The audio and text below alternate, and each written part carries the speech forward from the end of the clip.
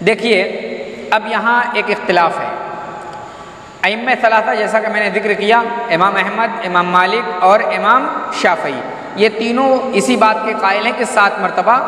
کتا کے منہ ڈالنے کے بعد دھلا جائے گا۔ لیکن احناف اور امام ابو حنیفہ رحمہ اللہ کا کہنا ہے کہ 3 مرتبہ دھونا واجب ہے اور 7 مرتبہ دھونا مستحب ہے۔ دیکھیے دو فرق کرتے ہیں، جبکہ ائمہ ثلاثہ کے یہاں کوئی فرق نہیں۔ ائمہ ثلاثہ کے یہاں کتا منہ ڈال دے تو 3 مرتبہ دھلنا 7 مرتبہ دھلنا ہی دھلنا ہے، لیکن احناف اور امام ابو حنیفہ رحمۃ اللہ علیہ کہتے ہیں کہ 3 مرتبہ دھونا واجب ہے، یعنی 3 مرتبہ دھو دیا تو کام چل جائے گا، اور 7 مرتبہ اگر کوئی دھوئے تو مستحب ہے۔ ان کی دلیل کیا ہے؟ ان کی دلیل حضرت ابو ہریرہ رضی اللہ تعالیٰ عنہ کا ایک فتویٰ ہے جس میں 3 مرتبہ دھونے کا ذکر آیا ہے، لیکن یہ فتویٰ کیسا ہے؟ اس کی سند صحیح نہیں ہے بلکہ باطل ہے، اور صحیح اور مرفوع حدیث کے مخالف ہونے کی وجہ سے یہ فتویٰ متروک ہے، اس فتویٰ کو نہیں مانا جائے گا، اور صحیح مذہب اور صحیح مسلک اور صحیح بات یہ ہے کہ 7 مرتبہ ہی دھلا جائے گا۔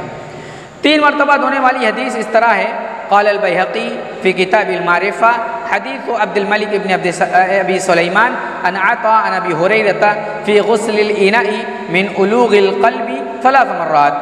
تفرط عبد الملک من بین اصحاب عطاء ثم اتى من بین اصحاب ابی ہریرہ۔ امام بیہقی رحمۃ اللہ علیہ نے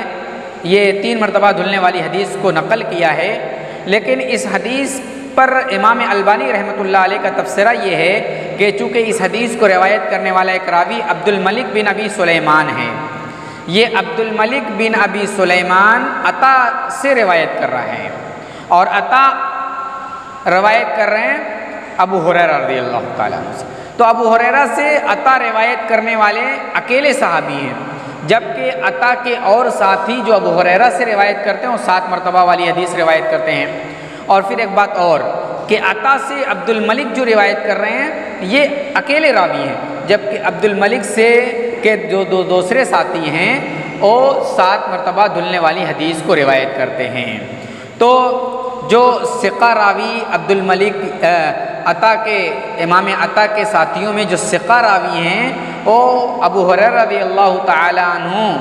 کے سے جو ہے 7 مرتبہ والی روایت کرتے ہیں، اور جبکہ عبد الملک جو ہے اکیلے منفرد ہو کر کے 3 مرتبہ والی روایت کرتے ہیں، اس لیے لا يقبل منہ ما يخالف فیہ الثقات۔ تو عبد الملک جس حدیث میں ثقہ راوی کی مخالفت کرتے ہوئے کوئی الگ چیز بیان کرے ان کی حدیث قبول نہیں کی جائے گی، لہذا یہ مسئلہ سرے سے ختم ہو گیا کہ اب 3 مرتبہ دھلا جائے گا۔ 3 مرتبہ دھلنے والی حدیث صحیح نہیں ہے، اور 3 مرتبہ دھلنے والی حدیث امام ابو ہریرہ یعنی حضرت ابو ہریرہ کا قول ہے، اور ابو ہریرہ کا قول نبی کے قول کے سامنے نہیں مانا جائے گا۔ جب نبی کی حدیث موجود ہے، نبی کا عمل موجود ہے، نبی کی صحیح احادیث موجود ہے، اور صحیح احادیث کی موجودگی میں کسی صحابی نے کوئی الگ قول اختیار کیا ہے تو ہم صحابی کا قول بھی نہیں لیتے، کیونکہ نبی کا قول اس مسئلے میں موجود ہے۔ اس مسئلے میں حنفیہ کی رائے احادیث کے خلاف ہے، اس لیے حنفیہ کو سترک رہنا چاہیے۔ اچھا ایک چیز اور،